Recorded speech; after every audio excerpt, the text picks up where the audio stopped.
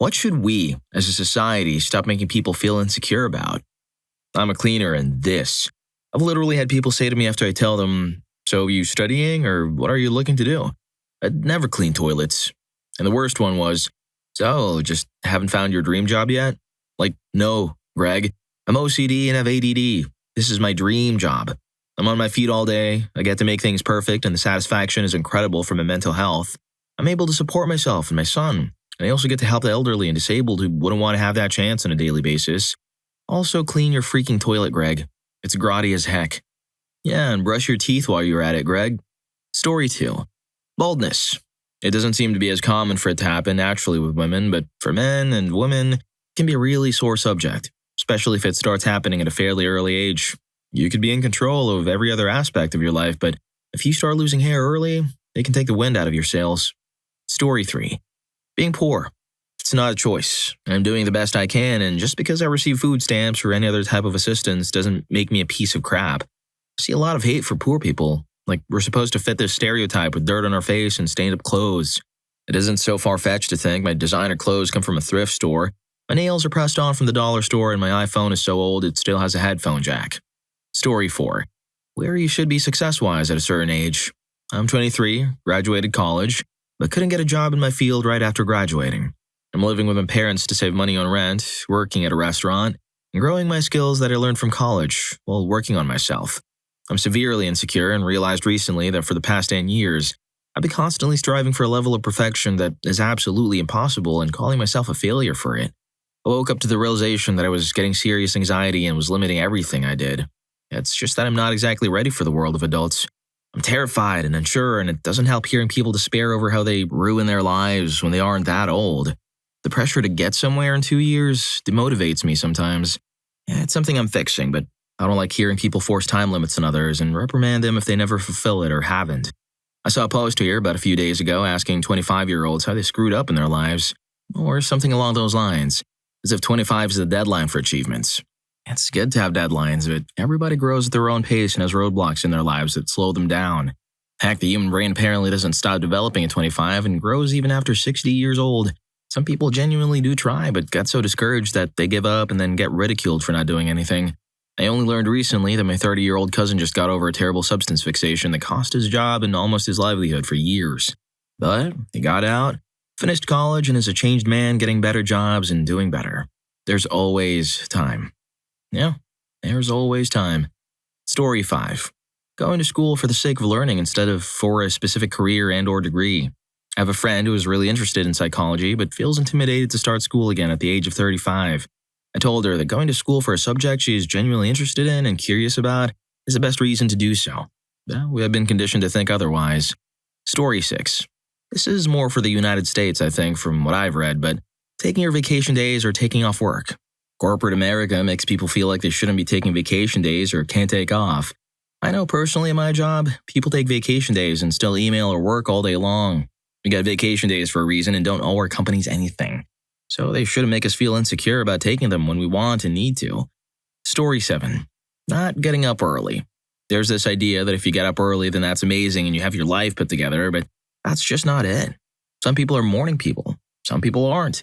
Rather than being made to feel guilty for getting up at 12 p.m., those who are students or work on weekends or whatever, just accept that some of us work better at night.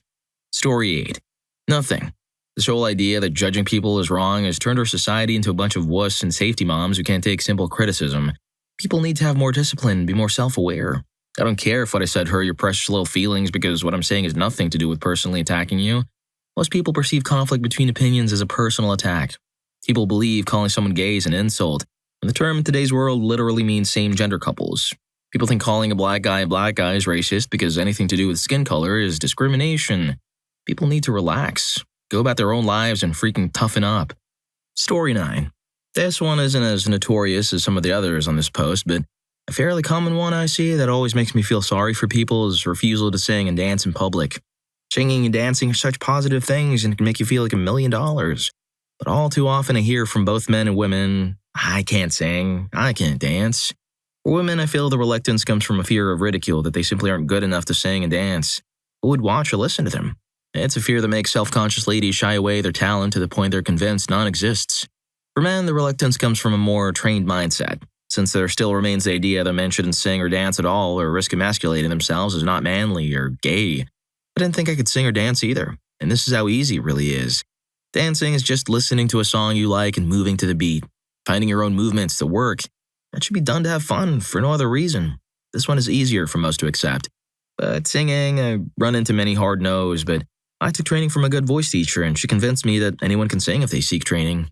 If you can't actually sing and sound like a strangled cat, with training you can sound okay. If you already can sound okay, you can become a good singer. And good singers become great singers.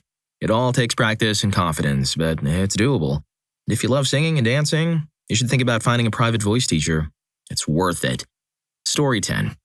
For people in the military and law enforcement roles, most of them are trying to do a good job. Yet these few bad apples, coupled with stressful working conditions, exacerbates a lot of the problems, and their mental health avenues are very limited and stigmatized. So, regrettably, PTSD and cruelty are very high among them, and that needs to change, so that we can look for the good ones and get them the help they need, so they don't become another statistic furthering the decline of their morale and public perception. Story 11. Anyone wanting to speak to a therapist because they have a lot on their mind and need to get it out. Women choosing to not have children and live a life for just themselves. Men choosing not to have a career and live a life for their kids or spouse. People who choose not to go to college because they don't want to go or they already have a life plan that doesn't revolve around having a higher education. Women who choose to not wear makeup and men who do choose to wear it. Sounds like we all can benefit from just minding our own business. Story 12. Living with their parents well into their 20s. There's a million reasons why someone might not be out on their own. For me personally, it's a combination of wanting to live with someone willing to isolate me during the lockdown and wanting to help support my financially struggling parents. I shouldn't be judged for this decision. Others shouldn't either. Story 13. Being smart or being stupid. I grew up in a higher middle class household, but in a small town dominated by lower middle class, and I was bullied for reading too much or having a big vocabulary. While other kids coming from mostly troubled homes and therefore missed a lot of school were bullied and laughed at for not being good in school. I just don't get why we can't accept that people are good at different things, and that being book smart and or academically inclined is not better or worse than being a great carpenter, store manager, or whatever else. It's just different choices and ways of thinking. Story 14. Commenting how skinny some people are. Much of my family is very underweight. On multiple occasions, people have said to my mother or sister, "Wow, you're so skinny, do you ever eat?" or "You should eat more." I understand they're maybe trying to be nice, but it's usually a much more sensitive topic than people realize. Story 15. Street working. It's your body. If you choose to use it to make money, good for you.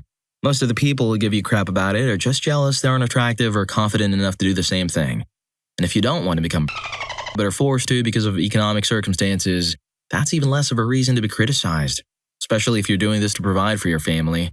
Yes, there is a lot of seediness and criminality in and around street working in general, but this is entirely due to the fact that it's been illegal for so long. Freaking religious BS. Story 16. Being ourselves. All the media, the celebs, magazines, it's as if you're not good enough unless you act, eat, look like certain people.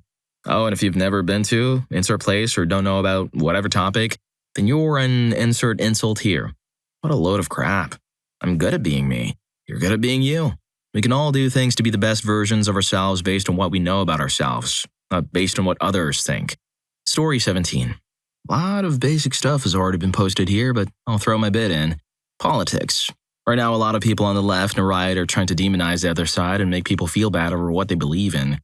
Not to get too into it, but most people believe in the same things and the differences are fairly minor. It's only the usual loud, vocal minority that refuses to listen or talk or truly discuss that causes all the commotion. They shout the loudest over everyone else and end up painting their side in a negative light, and people respond more readily to negativity. Soon enough, we get nonsense like, "If you don't agree with me 100%, you are the enemy." The problem with that is, no one will ever agree with someone else 100%. And all that means is a never-ending battle to be on top of the pile of those on the right. It's exhausting and not great for your mental health either. It also seems to result in mob mentality very quickly. And yet that mob will turn on itself at the drop of a hat. Another thing that needs to stop is shaming people for their personal likes and dislikes. Look, no one should be made fun of due to their appearance, at least when it comes to aspects that's out of their control. However, you also cannot demand someone accept a body type as suitable, if that makes sense. People like what they like, and you can't force them to accept what doesn't appeal to them. For instance, using myself as an example, I'm a big guy and I dislike it. I could adjust my body with effort and some willpower. I haven't succeeded yet, but it's possible. I don't care for women who look like me. I don't find it attractive, and there's no changing that. To put it bluntly, I don't like fat. I don't like it about myself, and I don't like it in women. I don't find it attractive, and that's that. Now, that's no reason to be mean to people you aren't attracted to. Some tact should be in everyone's toolkit. However, society seems to be on a bent right now that you have to find all body types attractive and healthy. It doesn't work like that. It never will. For everyone is different. No one gets to dictate who or what you're attracted to, be that gender or body types or what have you. I'm sure there are many other things society should stop making people feel uncomfortable about, but those are the two things off the top of my head. Story 18. Not being able to afford something. Everyone has highs and lows of their financial situation, and everyone's high and low looks different. $100 in anything is usually out of the question for me, but to someone else, that may be what they spend weekly. And that's okay. Being poor does not mean I'm not living a good life. Story 19. Body hair. Us women get shamed constantly, and it's more than unfair that we have to endure painful and annoying treatments just so we look like hairless babies. I'm a little bit hairier than most women, and I still have issues being in front of people. Removing them all is a lot of work and pain. I started to resent myself and hate looking into the mirror just because of some hair. It's ridiculous and it makes me mad. Story 20. Not wearing makeup. When my sister and I were young, we made this stupid agreement that we'd tell each other if we were ever letting ourselves go and not wearing makeup. After I had my second kid, I said screw this and stopped wearing it. She tried to say something once and I told her, talk to me when you have kids. I had no idea it would be like this. I still have random family members telling me that I should try putting it on once in a while and I don't get offended anymore. I have 4 kids and it's just a total waste of my time and money. What am I going to put makeup on for? To wash dishes and wipe bums? Story 21. Women not getting every beauty treatment out there. Sometimes I feel like I'm weird or not taking care of my appearance just because I don't get my nails done. Hair done all the time, tan, microblading my eyebrows, eyelash extensions, and a dozen other things.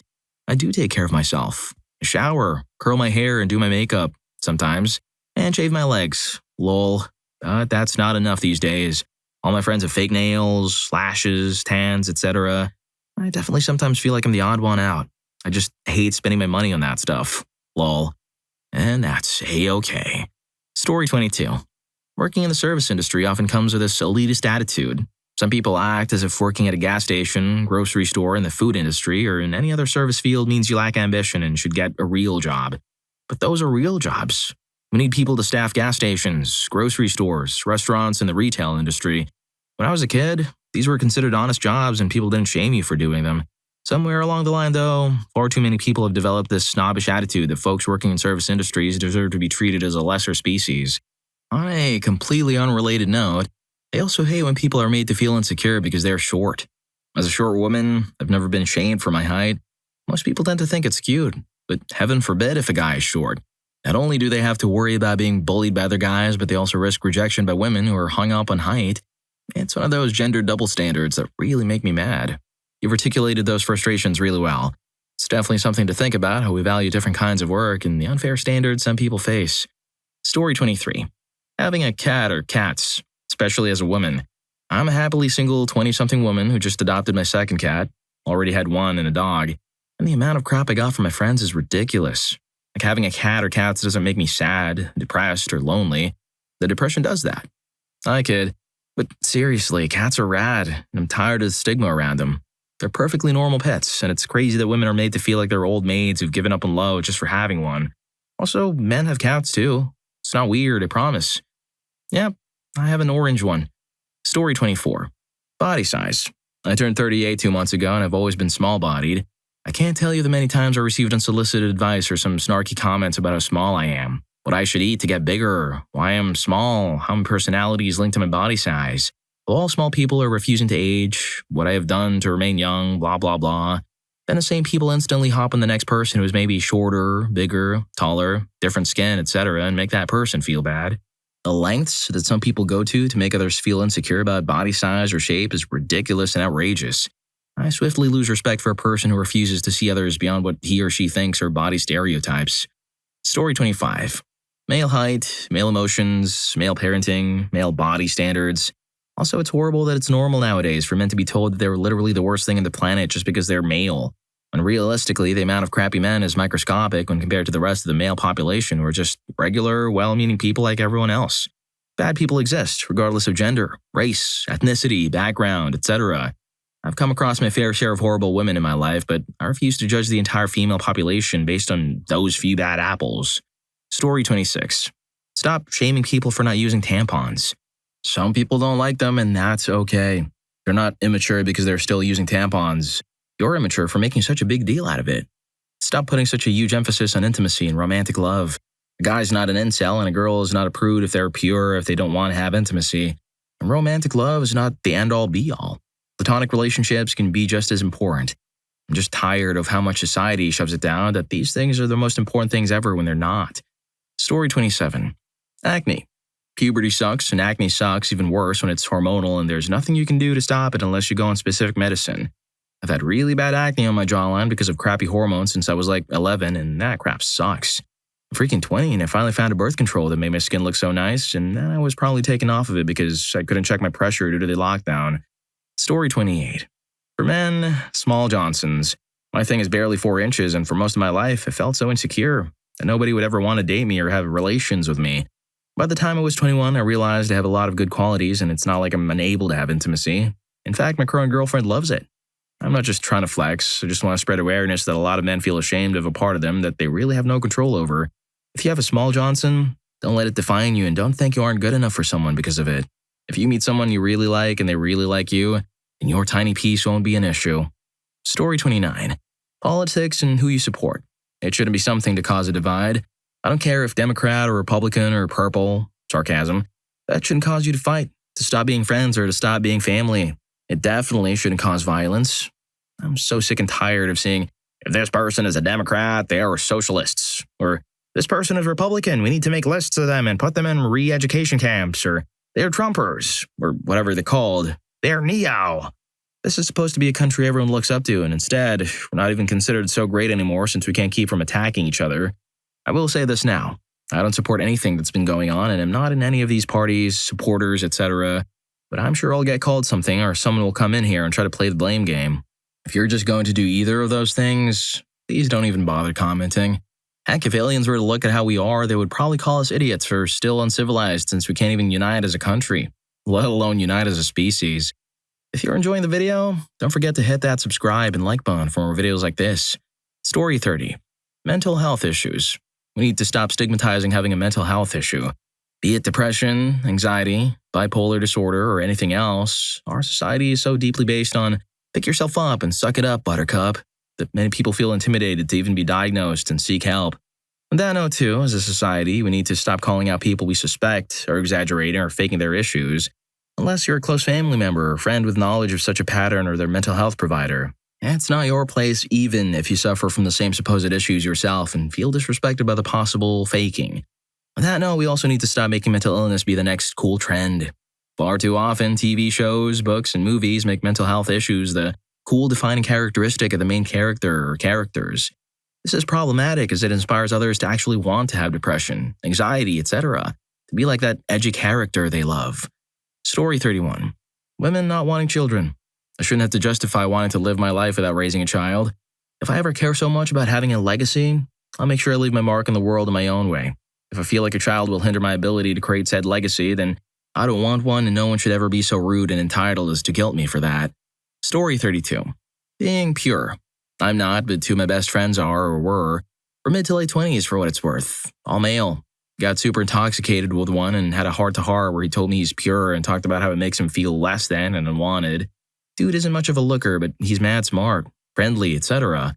The other, the was in this case, is a Muslim. Super funny guy to hang with, always comes to the parties, drives the intoxicated kids home, attracts the hottest girls, etc. A mutual friend of ours, female, had been hitting on him for a few years. They'd made out, touched, etc., but he wanted to wait till marriage, or at least until he was in a steady relationship. Eventually, he did have intimacy with her.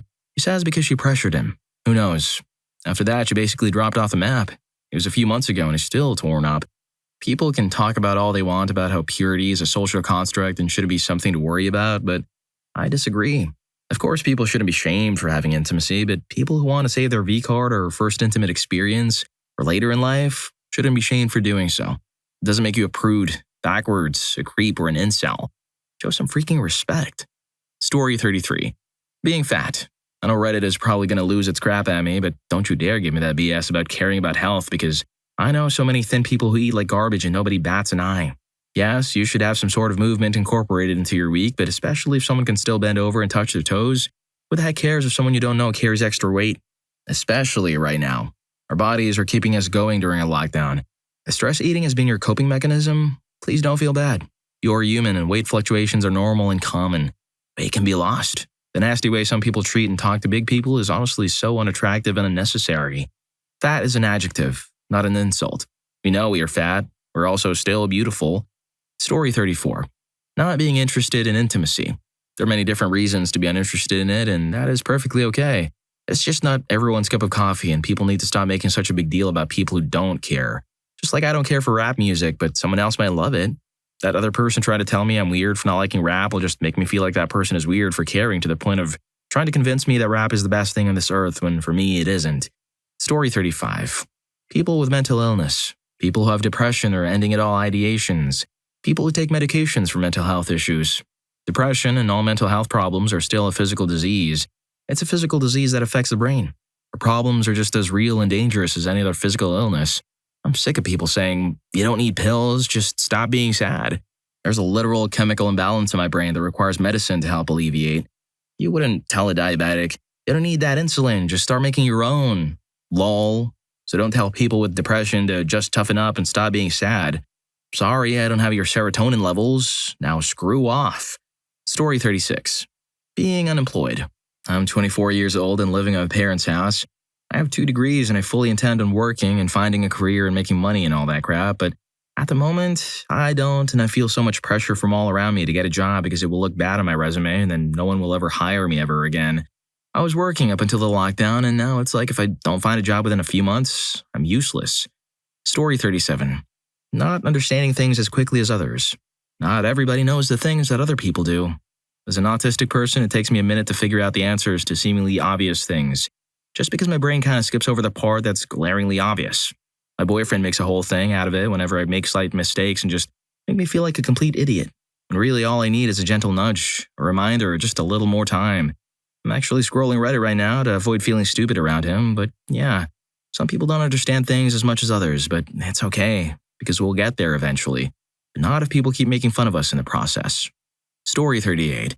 Crying. When I was a kid and started crying, people always made fun of me because of me being a man that cries.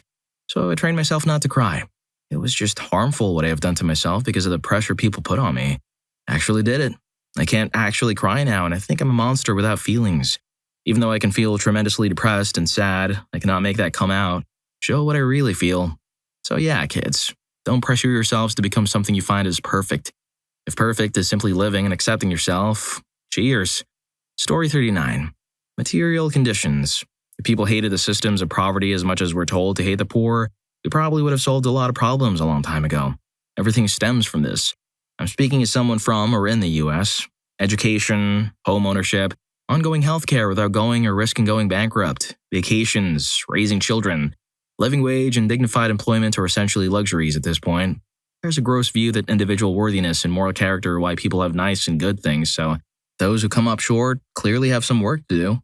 Add in the racism, colorism, homophobia, and other identity-based oppression that the US perpetrates, and you have a culture that thrives on shaming individuals for what they don't have and not holding our systems accountable for creating the systems that keep it this way. Story 40. Going to trade school instead of straight to university. High schools always shove universities down our throats when trade schools are actually much more cost-effective depending on what career you want. The same goes for community colleges. Most freshman students don't know what they want to do when they're in college anyways. Why put them in debt over it? Because greed. Story 41. Balding. I can't blame anyone that thinks it's bizarre, but as a somewhat bald 34-year-old man that began losing hair at 21, it totally sucks. It's not something people point out a lot, but a lot of people talk about not wanting to date someone who's bald or how someone who's balding looks old. It sucks to lose your appeal in your youth because of genetics. Story 42. Oh boy, do I have a list for you guys. Being too fat, being too skinny, having a small Johnson, having a small bum, having small melons, having big melons, not having perky melons, color, size, shape, acne, the way people talk, the way people look, the way people walk, people's interests, people's significant other, people's childhoods, people's society status, the amount of people have, being gay, being trans, being asexual, being poly, being non-binary, being black, being brown, being Asian, religions, people's clothing, people's cars, people's houses, people's hair, people's tattoos or lack of, people's piercings or lack of, people wearing makeup or not wearing makeup, people wearing bras or not wearing garments, people wearing pads or not wearing pads, women, men, people who have no hair or short hair or long hair, being too feminine, being too masculine, men showing emotion, women showing emotion, men showing dominance, women showing dominance, etc. So the moral of this is, let's stop being schmucks about everything. Story 43.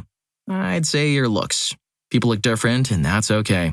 Some are skinny and some are not. Some have long hair and some have short. Everyone is different, and they have different styles they like, and they should be free to wear whatever they want and look however they want. Body insecurity is stupid, and it leads to dangerous things. Society should be accepting, not judgmental. Look however you want and wear whatever you want. Story 44. We need to stop making people feel insecure about being childish. This might be from my own experience, but people need to normalize feeding the children in us. Whether we're 16 or 60, if I get really bored or I'm just in the mood, I will cosplay and just strut around the house pretending to be a king or a knight or something. And some of my friends literally will get excited over candy, unironically watch nostalgic kids' cartoons or play with action figures. I don't see no shame in encouraging that childish behavior. It's no reason to be insecure about, I believe. Story 45. Being white. This whole white guilt thing feels like serious nonsense to me. I've had ancestors who were white, so I don't want to hear from anyone that I should be ashamed of my skin color. To me, it feels like a reverse of what history did to black people, Asians, and others. Personally, I've never done anything to purposefully belittle or demean others based on race. And I believe everyone, regardless of their race, religion, gender, or body type, should be proud of who they are. However, it seems like the government and media are using political correctness to try and force a divide onto us all, making white people feel guilty for crimes they weren't even alive to witness, let alone commit. Or should anyone feel they have the right to hold historical injustices over someone else's head or use it as a leverage when it benefits them? It's 2021. We're all in control of the people we become. I grew up lower middle class, struggle with serious fixations to substance, and I'm a proud white female adult entertainer. It's not about where you come from, but rather the person you're becoming. We should question everything, keep an open mind, and do what we need to do to be happy while allowing others to do the same. No one should feel superior to another because of money, race, or anything else.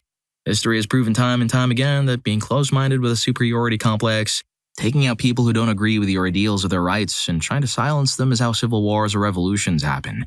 No one wants that, so we should stop letting the government play these race cards with our identities. Let them win when that happens. I don't think it's been said any better than by Martin Luther King Jr., with his vision of people being judged by the content of their character. Everyone should start behaving accordingly and recognize when the media and the government are trying to control them, keep everyone in a zombie-like state, and force this idea of a crazy racial divide upon us. Story 46. Not being attractive physically. I wanted to be friends with a girl and she avoided me and made excuses. When I finally confronted her, she told me she thought I would ask for more later. That would be an issue because I'm ugly or not handsome. So now I don't really get friendly with girls because I assume they think the same thing, and they probably do.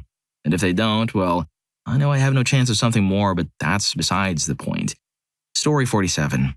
Living with your family after college. My parents let me stay with them as long as I wanted, and I stayed comfortably with them for several years until I decided to move out. But then I'd saved enough to get a home loan. I'd learned enough about how to maintain a house that I didn't need to call them every week and had secure employment. I don't know. Thanks, MD Unemployment, for not ever picking up the phone. Story 48. Being wrong. We really need to normalize and destigmatize being wrong. It should be accepted that we're just freaking ignorant sometimes, and we should celebrate when people not only realize their error, but also take accountability and correct it. Shaming people for being wrong only makes people dig their heels in and take up a conviction with their beliefs. If we can acknowledge that it's just part of being human, then we are more likely to welcome important things like self-awareness and consideration for the effects our actions have on others. Story 49. Not having a college degree is a good start. Not everyone wants to or should go to college, especially during the middle of this pandemic, since a lot of colleges are mainly having all classes taught online and not give a damn about faculty or students while raising tuition. Not everyone has the means or money to be able to do this, and without the proper support network in place, getting a degree is vastly harder. Those people who went through it with no problems whatsoever and had the actual college experience come from upper middle class families who are very supportive of them, which help them not pull out loans or have to work. Most people do not have this kind of support, and going while having to work is very stressful on the body. Also, nobody should have to be stuck in the student loan debt trap, which is almost guaranteed to cause poverty. Story 50. When it comes to Reddit's endless BS, need to armchair psychoanalyze people, body language cues. No. Just because I have my freaking hands in my pockets while I'm walking doesn't mean I'm some sneak thief liar or lack confidence. It's cold out and I don't have my gloves. People on this site read some body language 101 versus pseudoscience, and I think they can extrapolate your entire personality because they saw you with your arms crossed a couple times or some crap like that. Story 51. Not drinking alcohol. I've gotten to know my neighbors in the last year. During lockdown, we would all go outside and sit on our own porch so we were distanced, and we would sit with our cold drinks and talk. I would always get made fun of because my drink of choice was a soda or more often ice water. Medically, I cannot drink. I don't want to get into why with my neighbors, make jokes like if someone is telling a story above a PG-13 rating, they say, "Oh, watch your mouth, prude is out there," meaning me. I stopped going out and my neighbors called and asked why. I said I don't like the jokes about me being a prude, and the reason I don't drink is outside of my control, that I am not prude. I started to go back out and the joke started back up. I'm glad it's too cold for that noise now. Story 52. Men's body appearance. Throughout the past few decades, feminist groups have been targeting representations of ideal body types, claiming that they are not realistic. The same applies for men as well. In my opinion, it could be slightly hypocritical saying things around a guy's body. Such things I'm referring to are the individual's height, muscle tone, weight, etc. Saying things along the lines like, "I won't date someone under 6 feet. He's too skinny or too heavy." Another example is how in almost every romantic movie, the lead role is completely ripped with washboard abs. In all my years, I've only met a few people with defined abs. Sorry, ladies, but most guys aren't Channing Tatum. For those to say it's easy to look like him, that takes years of commitment and genetics. It's easy to get in decent shape, given you put the work in. Story 53. Being proactive and responsible for your mental health. I saw another post around here where someone described how amazing it would be to tell your friends about the mental health gains you had that week. With a therapist, during a walk, meditation, etc. And everyone would react the same way they do for gains at the gym. Getting mad props for that sick breakthrough with your therapist. Mental health needs to be cared for, planned for, and treated by society the same way we do those things for physical health. Story 54. Political, religious, spiritual, economic, personal beliefs, weight, race, age, looks, speech or voice, height, mental illnesses, physical illnesses, deformities, preference, gender. There are only 2, but we can consider hermaphrodites a third if they so choose. Clothes, unless deemed morally inappropriate and unfitting of society's standard, as we must maintain some order, we must maintain our morals and values. And we must be accepting of some radical beliefs. Fearmongers have repressed the people's voice through sheer terror and humiliation. Softened hearts are easier to carry to the chopping block. Some radical ideas we must accept. Include the public punishments of every convicted criminal and those holding power who have refused to prevent these atrocities when they could have, as well as sometimes being the perpetrators of these issues. We must also stop demonizing guns, tobacco use, and alcohol use when it's not a life-threatening or altering issue, as well as stop outcasting grass users as long as it becomes an issue. In these types of cases, we must speak carefully and lovingly, with understanding and respect. Story 55. Being ugly. It's okay to judge people on things that can change, but not a warped face, scars, or any kind of condition. People come in different shapes and sizes and should not be held accountable for looking the way they do. I've read in a study that people who are considered handsome are more successful in life. That is so unfair and stupid. If only there was a way to show and teach people how to look at personality rather than someone's appearance. Story 56. Anxiety or depression. In my job, I ask numerous people, "Do you have a history of anxiety or depression?" Knowing full well that they do, and almost always they say no. Why? Especially right now in time, depression rates are at an all-time high. One discussion can completely change how a person handles their anxiety or depression. I suffer from both and have for years, and until I was able to admit that and talk about it, I was so angry.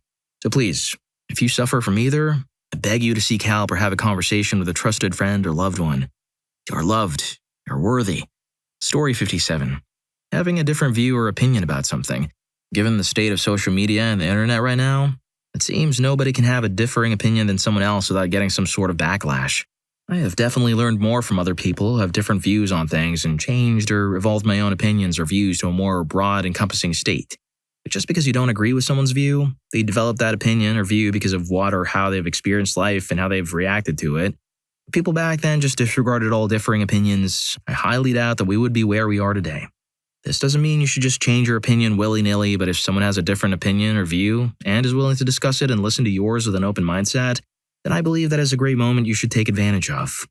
Story 58. Age. This idea that women are no good when they hit 30, actually 25 and up, is a very gross concept, or that we have to have it all figured out before you're 30 or you're basically a failure, making so many people rush themselves into career paths they don't enjoy or just feeling lost in general. I thought I'd have a kid and be married and have the job of my dream by the time I was 25. Thank God it didn't in the being married and kid part, but I didn't even know what I wanted to do as a career until I was 26, and even then, I was so stuck in the mindset that it was too late because I'm 26 and didn't have a career yet that I didn't bother trying for a while. Story 59. Basically everything.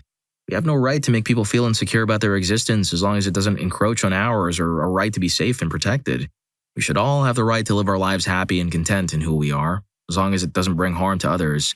So whether you're fat or thin, tall or short, have a physical deformation or disability, have a small Johnson or flat melons, like wearing clothes that aren't made for your gender, or you enjoy weird conversations or odd food combinations, it really shouldn't matter.